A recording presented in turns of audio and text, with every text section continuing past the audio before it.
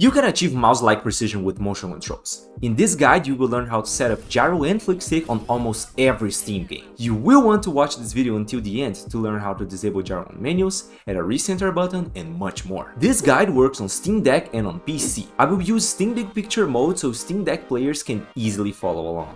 Though Steam's UI is constantly improving, so pay attention to the description of every setting. Also, in the future, some options may have a slightly different name or be in a different position. To access Steam Big Picture mode, click on the TV icon on the top right corner of Steam's desktop mode. Every chapter of this video will have the label Essential or Optional, so you can jump to the part that you actually need. However, it's recommended that you watch the whole guide at least once, because once you know everything there is to know, the process will hardly take more than a couple minutes. You will need a controller with gyro sensors, like the DualShock 4, DualSense, Switch Pro controller, Joy-Cons, the Steam controller, or the Steam Deck itself. You will also need direct connection to your PC.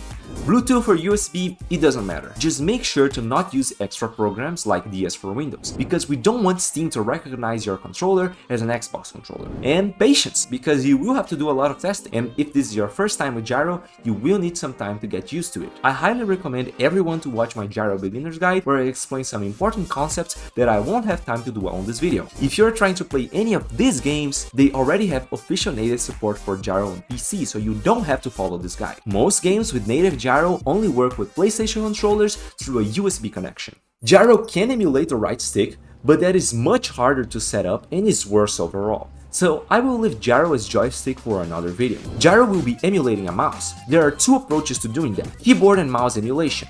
Every button on the controller will be binded to a key on the keyboard. The caveat is that the HUD will only display keyboard keys, and you will lose analog movement because your analog stick will be binded to WASD as a directional pad. The second method is called mixed inputs. Some games allow for mouse and gamepad inputs at the same time. This is the best case scenario. You should always check if the game you're trying to play has this feature. Just move your character with one hand and a mouse with the other. If everything is working, you are good to go. The caveat is that the HUD icons will flicker between controller and keyboard icons in most games with this feature. Unfortunately, every game needs a different configuration, but you can import configurations done by other people. This channel is dedicated to sharing my configurations and discussing gyro on as many games as possible, so subscribe so you don't lose any of that.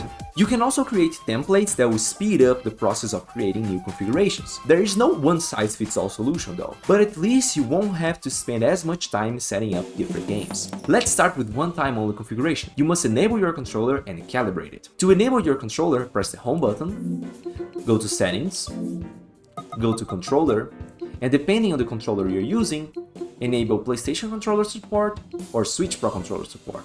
To calibrate your controller, click on Calibration and Advanced Settings.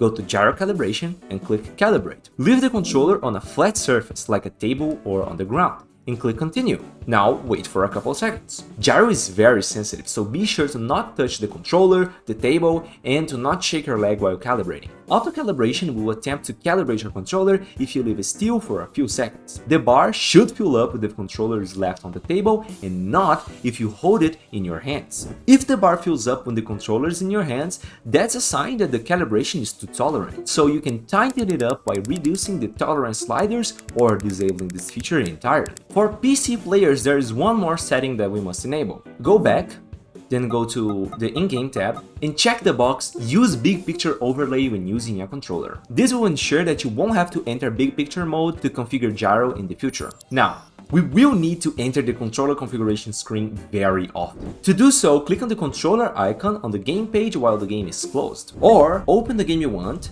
press the home button and go to controller settings. Here you will have quick access to some important settings. You can even import and export layouts. To import layouts, click on the name of the layout. You can import a template to speed up the config making process using the Templates tab, or import ready-to-use layouts on the Community tab. To import layouts made for different controllers, press the Show All Layouts button. Most gyro layouts were made before the release of the overhauled Gyro to Mouse mode. It's recommended to edit old layouts and make use of this new mode. More on that later. Also, don't be afraid to experiment. Get weird and break some things. you can always export the default gamepad preset and start over. Let's say you've made your layout and you want to share it with the community or save it as a template. Click on the gear icon. You can export your layout for this game or use it as a template for every future game. Below that option, you can share this layout with the community. To proceed, click on Edit Layout. Here you can change every binding and behavior of your controller. The first thing that we need to do is to calibrate the dots per 360 value. Sensitivity sliders and the recenter button will only work with the proper dots per 360 value. Every game has a different value. This value is shared between Gyro and Flick Stick, and each action set can have different dots per 360 values. More on that later. There are many ways of calibrating this value, but the easiest ones are: Method 1. Enable Gyro to mouse mode on the Gyro tab or Flick Stick on the joystick tab. Choose a button and bind it to Turn Camera 360 found on the Camera tab. If you don't see this button, you will need to enable Steam Beta updates. You can learn how to do that in the first link in the description. Now, in-game, align your aim with something, then click the button. The reticle should do one full rotation and return to the origin point. If it overshots, decrease the pixel per 360 value. If it doesn't go far enough, increase the pixel per 360 value. This method requires mouse smoothing and acceleration to be disabled. The in-game mouse sensitivity will influence the calibration. After calibrating this value, you can reset the button used for calibrating and disable Gyro and Flick Stick if you want. The second method is faster because it requires less trial and error. Still, it's also less consistent because it's harder to account for the quirks of different games. Go to the site mousesensitivity.com. Change unities from centimeters to counts. Choose the game you want to calibrate.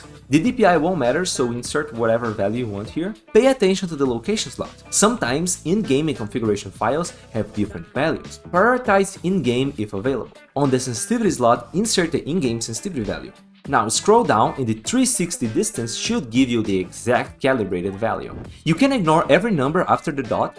However, I recommend finding rounded numbers because a value ending with 0.7, for example, didn't give me the calibration that I wanted, especially with higher gyro sensitivities. This site also shows if the game has mouse smoothing, if the sensitivity is tied to the resolution or the FOV, and much more, so you can quickly fix any problems that you might have. No matter the method used, do not change the in-game mouse sensitivity after this step. Also, always communicate the mouse sensitivity used if you choose to share your configurations. Now let's activate Gyro. On the Gyro tab, select the gyro behavior to gyro to mouse. Lean left and right lets you bind actions for when you lean the controller.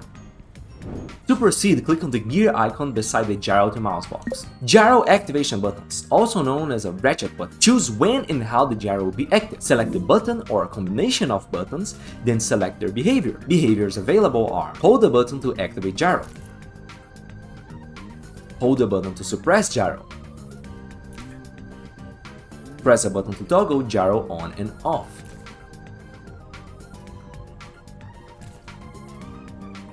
and select none to have gyro always on. This is useful for various use cases. For example, you can set the aim button to enable gyro on a third-person game like Resident Evil 4 or Control, or to temporarily disable gyro to reposition the controller and the camera in a first-person game. There is a more advanced method of doing this with action layers, but I will talk about that later. Sensitivity tells you how much you turn in the game compared to real life. This is the basis of the natural sensitivity scale. If set to 1 degree in real life will move 1 degree in game.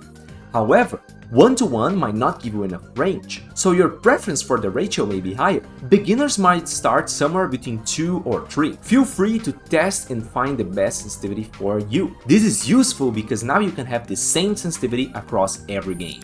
Invert Y and X output does exactly what it says. Moving up will go down and moving left will go right.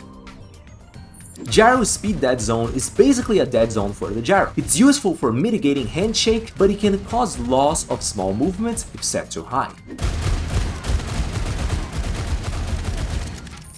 Gyro Precision speed. Small movements will be more filtered than big movements. This option can completely replace dead zones for more advanced players, and it's really helpful in super precise games like CS2, Overwatch, and Apex Legends to achieve stability at high sensitivities. Vertical horizontal output mixer. This slider will change the balance between horizontal and vertical sensitivities. 0% means that vertical and horizontal sensitivities are the same. Moving the slider to the left will decrease vertical sensitivity and increase increase horizontal sensitivity, which helps to improve stability. Or you can do the opposite, so you don't have to twist much of your arm to look all the way up and all the way down. Acceleration is the same as mouse acceleration. The faster you move, the further you go. You can choose between 3 acceleration curve presets: linear, relaxed, and aggressive. We still don't have a way to see and edit acceleration curves, but who knows, maybe this will be added in the future. Enable momentum. After disabling gyro with the gyro enable button, the gyro will continue to output for a short time. This is great, especially for gyro ratcheting, allowing you to do ratchet throws. Horizontal and vertical momentum friction controls the velocity of the momentum pitch, which is how fast the camera will slow down. Horizontal friction should be lower than vertical friction, so you won't accidentally look at the sky or the floor. Gyro orientation. People hold and move their controllers in different ways. Some settings are suited for portables, while others may feel more comfortable with standalone controllers or detached controllers. The following examples will be done with the controller flat on my lap. Still, Steam Deck players will probably hold their devices upright, so rotate my examples to fit your use case. Hand movements are the same, they are just on a different axis. 3DOF to 2D conversion style. 3DOF means 3 degrees of freedom. These 3 degrees are yaw, roll, and pitch. This setting will change how yaw, roll, and pitch movements translate to 2D, essentially changing how you should hold and move the controller. Steam has 4 conversion styles. Pitching moves the camera vertically on all of them, so we will only change how the camera moves horizontally. World space and player space are similar. When pointing at the horizon, swiveling will turn you most, but if your controller points towards the sky, rolling will turn you most. The main difference between the two modes is that if you are leaning the controller, pitching and world space will move you diagonally, while in player space you will move straight vertically. Due to technical limitations, world space won't work correctly on portable devices like the Steam Deck. That's why local space and player space exists. Local space is divided into 3 presets: yaw, roll, and yaw plus roll. The non-preset local space option is a more advanced mode for power users. While using yaw mode, you must swivel the controller like a bus steering wheel to look sideways, whether the controller is pointing towards the sky or not. While using roll mode, you must lean the controller to look sideways, whether the controller is pointing towards the sky or not. Yaw plus roll is the combination of the two modes. Local space is the most consistent option for portable devices. Because the pitch doesn't influence how you look sideways, local space can feel a bit awkward with standalone controllers. That's why player space is often considered the best option. Laser pointer behaves like a Wiimote, or, you know, a laser pointer. If the controller is tilted 90 degrees, swiveling up and down will also move the camera up and down, unlike the other modes. It's useful for cursors on UI-based games and detached controllers like the Joy-Cons. Rotate output rotates the output of your inputs. If your horizontal movements go a little diagonally, this setting can compensate for that. Trigger press mouse dampening. The sensitivity is decreased when the trigger press mouse dampening button is pressed. Use the slider to change the amount. Movement threshold. The description already explains it really well. Some games will aggressively filter out small mouse movements, which can cause small or slow movements to be lost. This setting will batch up smaller values and wait to send them until they are large enough to be accepted by the game. But I have never found a game that needed this, so if you find one that does, this feature is here for you. Now, let's activate FlickStick. FlickStick allows you to snap the camera to the angle that you pointed with the right stick, or to sweep smoothly by rotating the right stick after putting it forward first. To activate FlickStick, go to the joystick tab and change the right stick behavior to FlickStick. The click action changes the binding of the right analog flick. On flick command, bind the button to the flick action. To proceed, click on the gear icon on the right side of the FlickStick box. FlickStick sweep sensitivity. 1x perfectly aligns the analog stick rotation with the game's rotation. This means that a 360 sweep on the right stick will translate into a perfect 360 degrees in-game. Rotation offset sets the north of your controller. Suppose your initial forward flick sends your camera to anywhere that isn't forward. In that case, you can compensate for that with the rotation setting. Snap angle changes the possible snapping angles of the FlickStick. No snapping means that you can flick to any angle. 180 degrees means that you can only perfectly flick backwards. 90 degrees means that you can only perfectly flick 90 degrees side to side and backwards. And so on and so forth. Forward only you can flick to any angle, but a small dead zone will prevent the camera from doing a sweep when you flick forward. The front angle dead zone will change the size of this dead zone. Flick turn tightness controls how long it takes to flick the camera. Increase to immediately snap the camera or decrease to have a slow flick speed. Sweep tightness filters noise coming from the analog stick. If set too high, sweep could be jittery. If set too low, it will cause delay.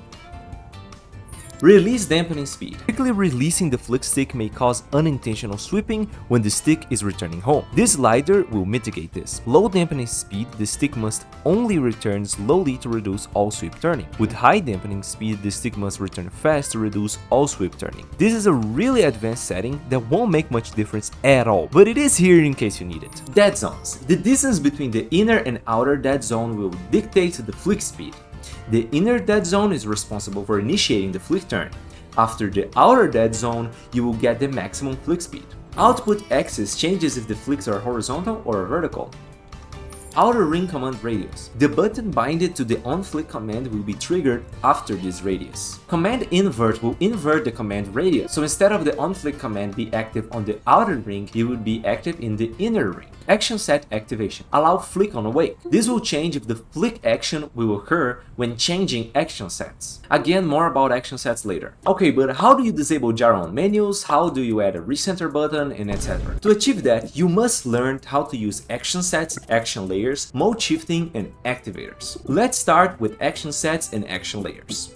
Click on the Action Sets tab. Here you can create and modify action sets. Action sets changes the entirety of the controller bindings. We can change all of these settings thus far because we are already on the default action set. Still, we can create more and switch between them in various ways, like pressing or holding a button, or whether the mouse cursor is on screen or not. You can navigate between action sets and layers using the bumpers. Action layers are parented to action sets. Instead of changing the whole controller layout, layers change only a few buttons. For example, instead of creating an action set to disable gyro, I can create a layer that will only affect the gyro and keep all my buttons. Now I can bind a button to apply that layer with activators. Select the button you want to change the activator on, then click on the gear icon. In the first option, you can change the type of activator. Activators are what make every button work. The default is a regular press, but you can make every button do different things depending on how you press it. You can do a regular press, hold, double tap, it's up to you. On the settings tab, you can change the length of a long press,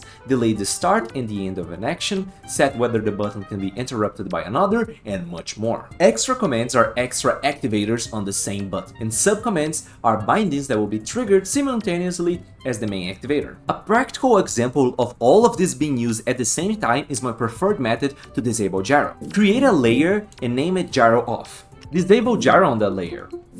On the main action set, create an extra command on R3 and set it to hold action layer. Disable display name when changed and beep when changed. Click confirm. Now click on the gear icon and change regular press to long press. Click on the gear icon, settings, and change the long press time to 150. Now you can punch by quickly pressing R3 and disable gyro by holding R3, without one interfering with the other. Another practical example is disabling gyro on menus. There won't often be an elegant solution to this problem. Many games have multiple menus that can be accessed with various buttons. So the least seamless method is setting a button to toggle between action sets. One for gameplay with gyro and another just for menus. But Zero Core discovered my favorite method. Again, I have one action set for gameplay and another with just a standard controller. I will bind change action set to a subcommand on every button that goes into a menu. Then I will bind the outer ring binding on the left analog stick on the menu action set to change action set to the gameplay action set. Thus, whenever I enter a menu, gyro will be disabled, and when I leave a menu, the gyro will be active as soon as I start walking.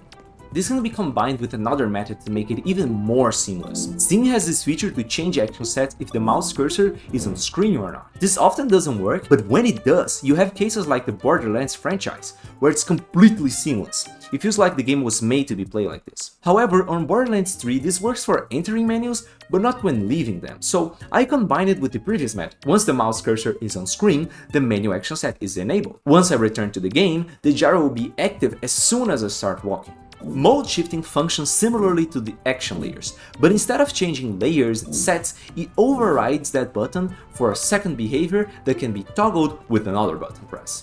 It's useful for many things, for example, disabling FlickStick to use radial menus. Now, how to add a recenter button. Choose a button to recenter the camera. Bind that button to Reset Camera found on the Camera tab. Some gamers like Helldivers 2 don't let you look down all the way. If that's the case for the game you're trying to play, change the horizontal reset angle from 90 degrees to 45 degrees or to whatever the max downward angle is. You may also want to increase the delay in the settings if pressing this button sometimes results in you staring at the floor or the ceiling. A longer delay will allow for lower and more inconsistent frame rates. In conclusion, I tried teaching you a lot in this guide, so let's recap some essential concepts. There is no one-size-fits-all solution. Always set a button to disable gyro and or to recenter the camera so you can reposition your controller. Always check for community layouts and share your layouts, and always include any relevant settings in the description. I didn't have time to mention that, but since gyro works just like a mouse, aim assist is unnecessary. Make sure to disable it. If you have any questions, please leave a comment. If this video helped you and you want more motion control games and tips, like and subscribe. Feel free to join the Gyro Games subreddit and Discord server. You can ask for help, hang out, and show off your clips and layouts there. If this is your first time, I have a playlist with tips on how to get good with gyro. Shout out to JibSmart for creating FlickStick, or Bray Hasselgreen for helping me write this guide, and thank you so much for watching!